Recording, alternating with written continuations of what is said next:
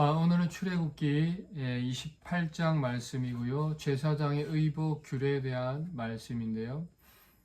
이제 성막 준비를 다 마치신 하나님께서 그 성막에서 일할 사람을 택하시고 그들에게 이 섬김의 직분을 맡겨주셨습니다. 마치 하나님께서 천지를 창조하시고 사람을 마지막에 지으시고 거기서 이 사람에게 이 땅을 정복하고 다스리라는 명령을 주시는 것과 같다라는 생각이 들었습니다. 이제 성막을 마치시고 거기서 일할 일꾼을 세우고 계십니다. 하나님께서는 모든 환경을 만드시고요. 그 후에 사람을 택하시고 능력과 권위를 부여해 주십니다. 오늘 이 제사장의 옷을 만들게 하시는 것은 바로 그들에게 권위를 부여해 주시는 것임을 알 수가 있습니다. 오늘 말씀 1절입니다. 28장 1절입니다. 너는 이스라엘 자손 중 내 형 아론과 그의 아들들 곧 아론과 아론의 아들들 나답과 아비후와 엘르아살과 이다말을 그와 함께 내게로 나오게 하여 나를 섬기는 제사장 직분을 행하게 하되.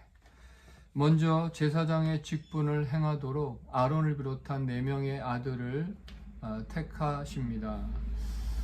이 아론을 비롯한 4명의 아들들이 특별히 뛰어난 능력을 가진 사람이거나 또 성품이 좋아서가 아니라 하나님께서 그들을 부르시고 또 거룩하게 하셔서 이 섬김의 직분을 감당하게 하셨다라는 것을 통해서 모든 것이 전적인 하나님의 은혜임을 알 수가 있습니다.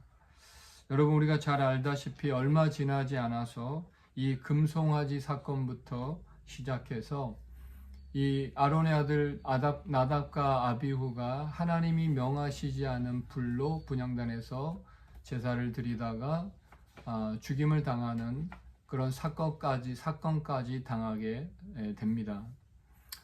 그러므로 우리가 하나님께 택하심을 받았다고 자랑하거나 우쭐할 일이 아니라는 것을 기억하시기 바랍니다. 2절 3절인데요. 내 형 아론을 위하여 거룩한 옷을 지어 영화롭고 아름답게 할지니 너는 물은 마음에 지혜 있는 모든 자 곧 내가 지혜로운 영으로 채운 자들에게 말하여 아론의 옷을 지어 그를 거룩하게 하여 내게 제사장 직분을 행하게 하라. 이 제사장의 직분은 무엇보다 먼저 아론을 위한 것이었습니다. 그리고 그 일은 하나님을 섬기는 일이었죠. 그러므로 하나님을 섬기는 삶을 산다는 것은 곧 우리를 위한 것임을 알 수 있습니다. 그것을 위해서 필요한 것이 있는데 거룩해야 한다, 구별되어야 한다라는 것입니다. 하나님의 일을 하기 위해서 무엇보다 거룩해야 하고요.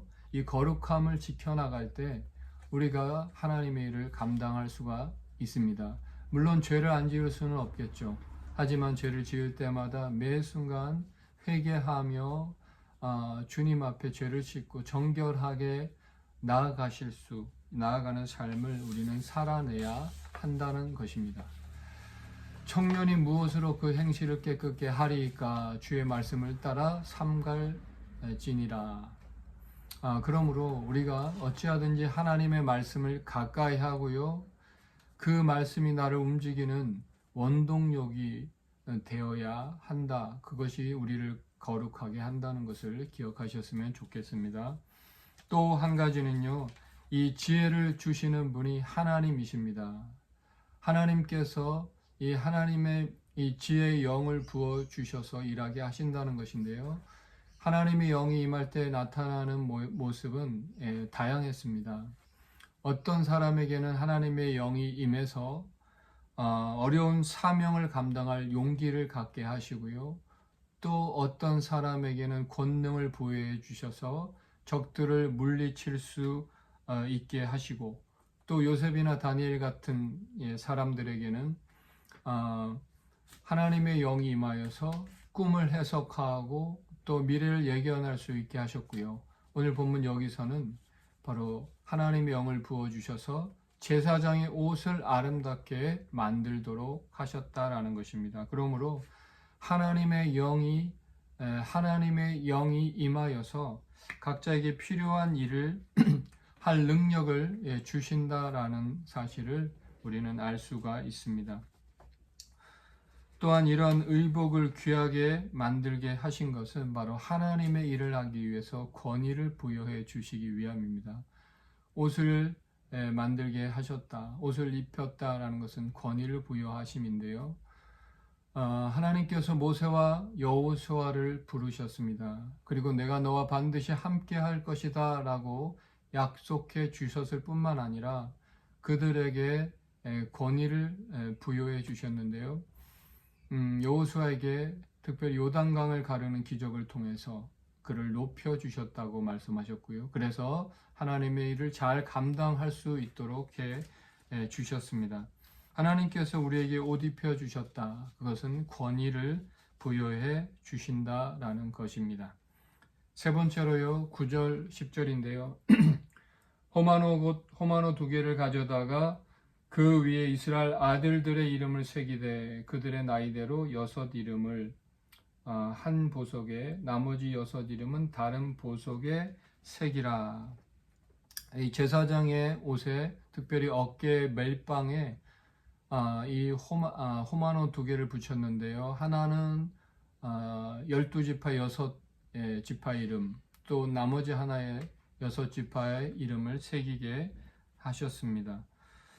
이것은 제사장들이 하나님 앞에 설 때 이스라엘 12지파의 이름을 걸고 하나님 앞에 서게 된다는 것을 의미한다는 것인데요. 그러므로 제사장들은 하나님을 섬길 때 이스라엘 12지파가 하나님의 통치하에 놓이도록, 특별히 하나님의 말씀의 통치하에 놓이도록 해야 하며, 그래서 하나님의 복을 받는 민족으로 세워가야 할 책임이 있었다라는 것입니다. 이것이 바로 예수님이 이 땅에 오신 이유이기도 한데요. 예수님께서 바로 모든 인류의 이름을 걸고 하나님 앞에 서셨고요. 그리고 모든 인류가 하나님의 통치하에 놓이게 하시며, 그래서 하나님께 돌아와 복을 받는 삶을 살도록 이 땅에 오셨다라는 사실을 말씀하고 있습니다. 그러므로 결론적으로 오늘날 예수님께서 대속 사건으로 인해서 제사장 제도가 모두 폐지가 되었습니다. 그러므로 예수님께서 대제사장으로 이 땅에 오셔서 모든 제사를 완성해 주셨고, 이제는 다시 우리를 거룩한 나라, 제사장의 사명을 감당할 수 있는 특권을 우리에게 주셨다라는 것입니다. 그러므로 이제 우리가 감당해야 될 일은 무엇입니까? 내 주변의 사람들, 특별히 나에게 맡겨진 사람들의 이름을 걸고 하나님 앞에 서는 것입니다.